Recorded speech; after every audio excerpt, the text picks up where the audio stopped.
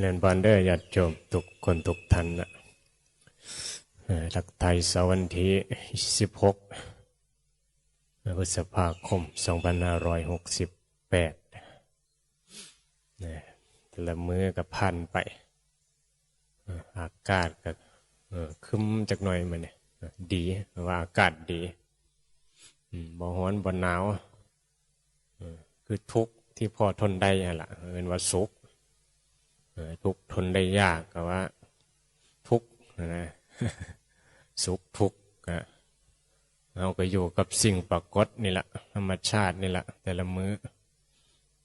ร้อนก็ทุกข์มื้อบ่ร้อนก็สุขนี่แหละ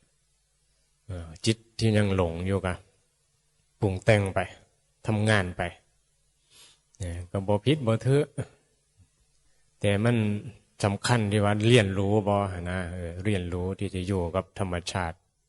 ที่ได้ดังใจบ่ได้ดังใจนี้ได้ดังใจก็ดับบ่ได้ดังใจก็ดับร้อนก็ดับไปหนาวก็ดับไปแต่ละปีแต่ละมื้อแต่ละเดือนเห็นบ่เวียนไปกระทบดับไปนั่นแหละจังหวะสำคัญว่าเรียนรู้บ่มีสติเรียนรู้บ่ที่อยู่กับขณะอย่างบ่ทุกข์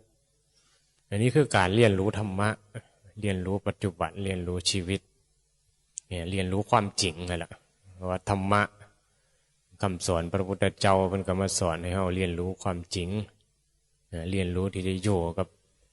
ปรากฏการณ์ที่มันเป็นธรรมดาธรรมชาติบ่ต้องไปจัดการหยังมันร้อนก็มันก็ธรรมดามันหนาวก็ธรรมดาเบิ่งใจแก้ไขไปร่างกายกระทบอย่างมันก็ร้อนเป็นธรรมดาของร่างกายจิตใจบ่เรียนรู้ที่จะอยู่คือบ่เรียนรู้ที่จะพิจารณาไม่เห็นความจริงที่บังคับบัญชาอย่างบ่ได้เนี่ยมันก็สิยึดนั่นแหละขาดความเข้าใจก็คือขาดการเรียนรู้ขาดซื่อที่จะมาให้เรียนรู้แต่คนที่มาศึกษาธรรมะนี่มันได้รับซื่อแล้วได้บัดนี่เห็นป่ะได้รับซื่อได้รับข้อมูลได้มาให้เกิดการพิจารณาจังว่ามีโอกาสที่จะบ่ทุกข์ได้ มีโอกาสได้รับสื่อธรรมะมาให้พิจารณานะครับมีโอกาสด้วยมีโอกาสที่จะเรียนรู้มีโอกาสที่จะศึกษาใจเจ้าของมันผ่านมาจักปีแล้วบางคนเท่าจนหัวก็ยังศูนย์ยังยึดคือเก่าเห็นปะยังบ่หูธรรมะนะว่าง่ายๆก็ยังบ่รู้เรื่องอย่างโง่ว่าแก่ธรรมดาเจ็บธรรมดาตายธรรมดาต้องพัดภาคตายก็ยังให้เพิ่นบ่ฮู้เท่าไปงานศพก็ให้เกี่ยวจักเผาศพมาจักศพแล้วชีวิตผ่านร้อนผ่านหนาวมา80เป็นเจ้าของก็สิตายคือกันก็ยังให้กับความพัดภาคให้กับการสูญเสียนี่คือการคาดการเรียนรู้เห็นปะเรียนรู้ธรรมะเข้ามาวัดใหญ่บางใหญ่เข้ามาวัดแต่ก็ยังนินทาแต่ยังไรยังโลภอยู่ยังศูนย์อยู่ศูนย์เสื้อลุศูนย์เสื้อหลานนั่นแหละศูนย์เสื้อหมาเนี่ยนี่แหละศูนย์ก็คือโมโหโกรธนั่นแหละภาษาบ้านนะโนเอากับว่าศูนย์โนศูนย์ก็คือความโกรธนั่นแหละยังโมโหยังโมโหธรรมะอะไรตั้งที่เข้ามาวัดแต่ว่ามาวัดมาวัดบ่ถืออะไรบ่ได้วัดจิตวัดใจมีแต่ไปวิพากษ์วิจารณ์วัดผู้นั้นวัดผู้นี้คือว่าอะไรเป็นไม้บรรทัดมันก็ว่าได้เนาะเที่ยวไปวัดผู้นั้นโอ้เขาคืองามเขาคือหล่อเนี่ยเขาคือรวยกว่ากูเขาคือมีความสุขกว่ากูนะนี่ไปวัดเขา วัดวันนี้เจ้าของก็จะได้ที่วัดสูงนะต้องสูงกว่าเขานะวัดว่าบดีนี่บ่สู้เขาเอาต้องดีกว่าเขาเขารวยเขาเฮ็ดหน้าเขาได้เงินหลายกว่าเขาต้องเฮ็ดหลายกว่าเขาเฮ็ดหน้าหลายกว่าเขาเขางามกว่าเขาเฮาบ่ได้เขาเลี้ยวก่อนเฮาบ่ได้เฮาต้องเลี้ยวก่อนเขาไปวัดไปมัดแข่งขันกันคู่ย่าง นี่แหละเฮ็ดไปเพราะความยึดเฮ็ดไปก็เลยทุกข์ไปเมืองแต่ผู้อื่นเขาเฮ็ดนั้นเฮ็ดนั่นนี้แข่งขันกันตื่นเฝ้าตื่นบ่ท่านบ้านท่านเมืองเห็นบอกเขาไปให้ไปหน้าแล้วต้องแข่งขันกันนะ เนี่ยชีวิตมันอยู่กับความหลงยึดเฮ็ดแล้วก็ต้องดีกว่าผู้อื่นหน่วยกว่าผู้อื่นนั่นแหละคนคิดว่าอย่างใดหลายกว่าผู้อื่นดีกว่าผู้อื่นมีความสุขแท้จริงแล้วทุกในคณะก็บ่เห็นทุกเพราะความยึดในการที่จะให้ดีให้เด่นกว่าผู้อื่นก็บ่เห็นชีวิตเฮาจังลุ่มหลงอยู่ในกับการแสวงหาโดยขาดความศึกษาใจเจ้าของว่าได้มาก็เพื่อเสียพบอย่างก็ต้องพรากมีการศึกษาใจให้อยู่กับปัจจุบันอย่างบ่ทุกแน่บวชเป็นพระมันก็มาหลงในการที่จะได้ดีมีเป็นคือเก่าหั่นล่ะเหมือนว่าบ่มีกิเลสพระมาใส่ชุดเหลืองก็เบิ่งข่าวก็ว่าพระยักยอกเงินอีหยังบุญ300 ล้านพุ่นน่ะเพิ่งเอาโอ้เงินเมียนน้อยๆเอาไปเล่นการพนันเอาไปเฮ็ดหยังบุญนี่เจ้าคนเหมือนเนี่ยเรื่องข้าวเรื่องเกี่ยวกับพระนั่นล่ะเว้าพื้นว่าพระก็มีกิเลสสิมียศถาตำแหน่งใดก็ตามแหละกิเลสมันไม่ได้ไว้หน้าใครได้เจ้าสีหน้าตางามหล่อมีแม้นว่าผู้นั้นกิเลสบ่มีมันมีหมดแหละมันไม่ได้อยู่กับรูปลักษณ์หน้าตาอันนี้คนบ่ศึกษาธรรมะก็มองกันที่รูปลักษณ์แม่นบ่คนงามก็คือสิเป็นคนดีคนมีโนวดนี่คือโจรเฮาเบิ่งละครเด้เห็นบ่เฮาเบิ่งหนัง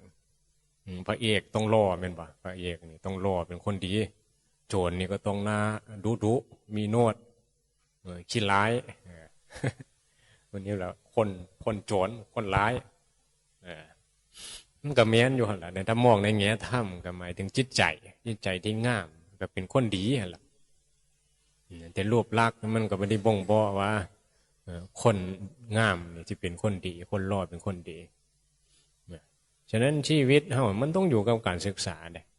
เพราะว่าสิ่งบางอย่างเห็นบ่ที่มันบ่ดีมันก็เอาสิดีได้ทางธรรมะนี่ทุกอย่างเป็นสิ่งที่ดีทุกอย่างมันเป็นสิ่งบ่ดีก็ได้ถ้าบ่ฮู้จักพิจารณาให้เป็นธรรมเพิ่นจังหวัดดีโสก็คือธรรมะนะธรรมชาติของคนโสก็คือธรรมชาติของธรรมะอกุศลธรรมะก็คือธรรมะที่เป็นในทางบาปก็เป็นธรรมไม่ต้องไปโกรธไปหายเขาคนโสก็ได้ไม่ต้องไปสร้างนะมันเป็นธรรมะธรรมชาติเขาธรรมชาติของคนโสเขาก็ต้องเฮ็ดโสก็ธรรมดาคือธรรมชาติของหมามันก็เห็นอย่างมันก็ต้องเห่าก็เป็นธรรมะนี่เราไปสูญเสื้อหมาไปสูญเสื้อกามาลักจิกของมาลักอย่างหนูมากัดของเห่าสูญเสื้อหนูกับแกออกมาขี้เสื้อกุฏิสูญเสื้อกับแกเอาธรรมดาธรรมชาติเห็นปะเป็นธรรมไม่ได้เหมือนผิดปกติมันผิดปกติมันพอเห็นธรรมดาก็คือจิตที่มีกิเลสเนี่ยมันข้องโง่เจ้าของนี่เด็โมเรียนรู้ธรรมดาธรรมชาติเขาหมาเห่าก็สูญเสื้อหมาก็ธรรมดาเนาะคนศูนย์คนโมโหธรรมดาเขามีกิเลสเนี่ยเจ้าของมีกิเลสอยู่บ่มีกระศูนย์เนี่ยเห็นบ่ศูนย์เสื้อเขาฮักเขายึดเขาแหละเนี่ยมันมีกิเลสมันเป็นธรรมชาติของกิเลสตัณหาเมื่อกระทบอย่างมันก็มีความรักความชั่งมันติดตัวสัตว์โลกมาเวียนว่ายตายเกิดมาโดยความโง่หลงว่ามีการพิจารณาธรรมเพื่อละความเห็นผิดในจิตละกามตัณหาในใจเจ้าของนั่นแหละเชื้อของอวิชชาคือความบ่รู้ธรรมะเท่าจังมาหลงกันอยู่ในนี้ละไม่เห็นอย่างกระฮักไม่เห็นอย่างกระสั่งบางทีโยมก็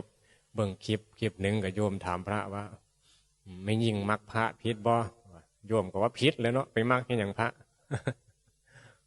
อาจารย์เพิ่นก็ตอบว่ามันก็บ่พิษแต่จริงๆมันก็บ่พิษบ่ถือเพราะว่าจิตคงมันมีกิเลสเห็นบ่ไปเห็นอย่างมันหักมันสั่งไว้ได้แต่ว่าสำคัญว่าเฮาสิพิจารณาให้มันเป็นธรรมในใจเจ้าของถ้าคนบ่ฮู้ธรรมะเขาก็จะได้พระมาเป็นโผคือว่าเพราะว่ามันมีเชื้อของกรรมมันมีเอียงมีกรรมคู่กันนะบุพเพก็ว่าน่ะบุพเพคล้ายๆว่าคือหลวงปู่หลวงตาเพิ่นเห็นอยู่บ่ทุดงไปเพิ่นว่าไปพักไม่ออก หลวงปู่ชาหลวงปู่ฟันเนี่ยอ่านประวัติเพิ่นก็ไปมักได้ล่ะเพิ่นผิดบ่ล่ะมันบ่ได้ผิดแต่ว่าเพิ่นหูจักว่าสิแก้ไขจิตเจ้าของได้บ่ให้มันเกิดกิเลสไว้ให้มันเป็นหลงว่าโอ้กูมักเด้กูจะเสียงออกไปแต่งงานกับไม่ออกงามคนนี้เด้เพิ่นแก้ได้กิเลสยังมีแม่นบ่เพิ่นก็หนีแหละมันสิมีไว้มันสิอยู่เห็นหน้ามันมีบุญเกี่ยวข้องกันสัมพันธ์กันบุพเพสันนิวาสเคยโคกันมาหลายภพหลายชาติก็คล้ายๆพระพุทธเจ้ากับพระนางพิมพาล่ะโคกันมาหลายภพหลายชาติเกิดมาต้องมาเจอมาโคกันสร้างบุญมารวมกันในที่นี้เพิ่น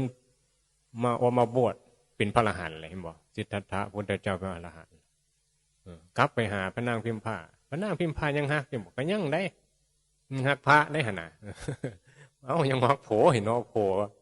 กูให้โผกูไปบวชกูก็มักเนาะเนี่ยแต่พระพุทธเจ้าก็นำนั่นแหละนำธรรมะไปแสดงให้เห็นถึงความหลงฮักหลงสร้างกันคือกันนั่นแหละมันเป็นทุกข์มันเป็นทุกข์เห็นบ่ตอนเอาเบิ่งประวัติว่าเป็นเดินทางไปกับพระสารีบุตรโมคคัลลานะแม่นบ่ก็คือพระนางพิมพามาจับเท้าเฮานี่บ่ต้องห้ามเด้อเพราะว่ายังฮักอยู่ยังยึดอยู่ให้ปล่อยนะเห็นบ่เมื่อเข้าราชวังก็นางพิมพาก็มาจับเท้าพระพุทธเจ้ามันก็ปล่อยแล้วก็เพิ่นก็แสดงธรรมให้ฟังถึงความหลงรักยึดถือนี่แหละมันเป็นทุกข์เห็นบ่นี่แหละเฮามากไผเห็นบ่มันบ่ได้ผิดแต่ว่าเฮาสิแก้ไขจิตแนวใดมันมีกิเลสพระก็มักไม่ออกก็มักพระได้มันเจอกันในสิ่งที่มันรู้สึกฮักสั่งกันน่ะเนี่ยบางทีเฮามีเจอกับเจ้าของบ่ฮู้แม่นบ่ไม่ไปมักแค่หยังพระบางคนก็ยังว่าบ่ให้ไม่ออกสาวเข้าวัดเนี่ยมันสิไปล้อพระสึกเพราะว่าขึ้นไปมันเกี่ยวกับพระอยู่สิเลยมันเกี่ยวกับจิตใจของไปของมันแล้วบ่มีไม่ออกพระมันจะสึกกันเยอะแยะนั่นมันเกี่ยวกับไผเนาะมักหันมักนี่มันไม่ได้ผิดแต่มันผิดที่ว่าเฮาบ่ฮู้ธรรมเฮาจิตมันก็เลยหลงทลายไปมันก็ต้องการที่จะได้มาครอบครองเฮาไปเห็นอย่างนี้ละเฮาจะได้หยังเฮาก็จะหาเงินไปซื้อมาแม่นบ่จะได้รถจะได้โทรศัพท์จะได้เสื้อผ้าที่งามๆเนี่ยมันก็ความฮักคือกันนั่นแหละเมื่อมีความฮักมันก็มีความยากคือกรรมตัณหาจะได้มาจะไม่ได้มาครอบครองมันเห็นพระมันไม่ได้ผิดแต่ว่ามันต้องมีการคิดพิจารณาก่อให้เกิดกิเลสตัณหาในใจบ่ความจะได้มาบ่นะ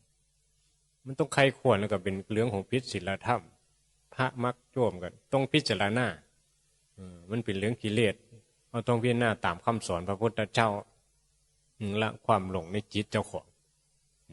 มันเป็นผลในนี้เห็นไหมพระก็ต้องมีสติเห็นบอกเพิ่งกระจังหนีสู้บ่ได้กิเลสหลวงปู่หลวงตาเพิ่นไปเห็นไม่ออกเพิ่งก็ไปหนีเลยเนี่ยจังรอดมาได้หุจักลบตัวศัตรูมันอันตรายเพิ่งก็ลบสู้บ่ไหวเพิ่งก็ลบแม้สิเก่งสู้กับจิตใจเจ้าของสวนอยู่กับสิไปด่าเขาเนี่ยมันไม่มีแม้ชนะมันแพ้กิเลสมันต้องเห็นกิเลสเจ้าของตัวมันก็สู้ไม่ไหวก็ลบฝึกฝนบัดนี้เพิ่นเห็นเพิ่นฝึกฝนได้บ่มีกิเลสแล้วก็มาโลดไม่ออกงามซำใดเพิ่นก็บ่หลงเห็นบ่พุทธเจ้าพญามารมานั่งราคะอรดีตัณหามาเห็นบ่มันก็ซื่อๆอยู่รูปสักแต่ว่ารูปเสียงสักแต่ว่าเสียงบ่มีความหลงในรูปเสียงกลิ่นรสแหละมันลองปุถุชนมีด้วยบ่ผู้บ่าวเห็นผู้สาวจักหน่อยนึงก็เห็นบ่มันก็หลงฮักหลงสร้างไปด้วยกิเลสตัณหาว่ายิงว่าใช่เห็นกันมันก็มาด้วยเชื้อของกิเลส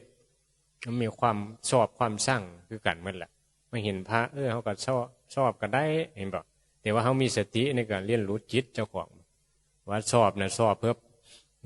การศึกษาธรรมะอยู่บ่หรือชอบเพื่อแบบราคะตัณหาเยอะมาครอบครองนี่มันมีความรักทั้งในทางโลกความรักทั้งในทางธรรมรักในทางธรรมรักเพื่อผลทุกข์แต่รักในทางโลกนี่รักเพื่อครอบครองเพื่อยึดรักปู่รักมีรักลูกเนี่ยมันรักด้วยความเห็นแก่ตัวมันรักด้วยว่าต้องเฮ็ดให้ได้ดั่งใจฉันนะฉันนี่มีความสุขถ้าคุณ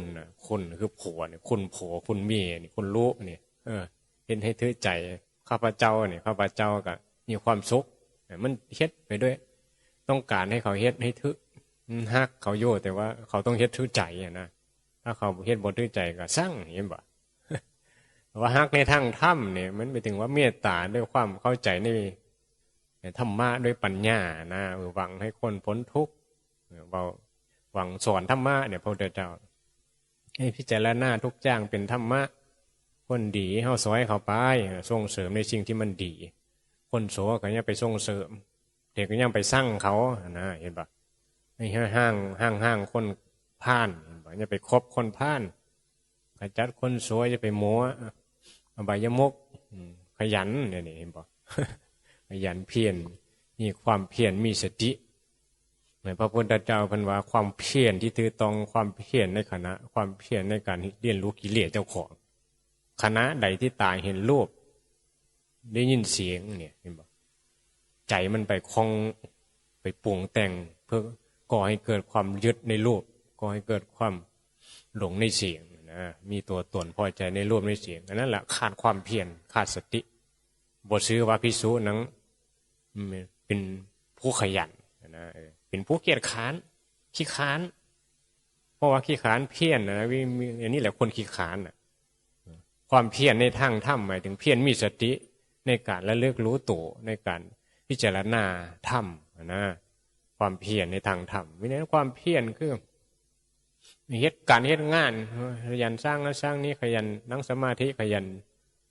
ยั้งจงกรมไม่เหมือนความเพียรในการที่ถือต้องความเพียรคือมีสติในทุกอริยบทตาเห็นรูปมีสติ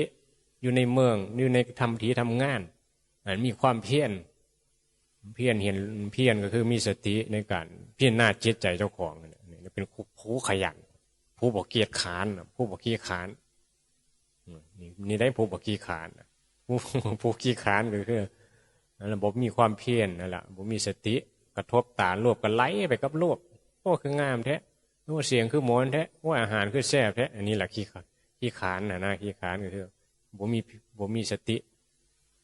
บ่เจริญสติอะไรไม่มีความเพียรในการเจริญสติบ่ไม่รู้ตัวละนี่ก็บ่นี่ปัญญามันก็เลยหลงในรูปเนี่ยขี้ค้านภาวนาอันนี้แหละขี้ค้านภาวนามีแม้นว่าโอ้ยใหญ่อันนั้นกวาดเบื่อไม้ใหญ่อันนั้นมัวแต่หาดอกกระเจียวไปหากวาดเบื่อไม้บ่มีมันนั่งสมาธิคือเฮาบ่มีความเพียรหยังจงกรมคือเฮา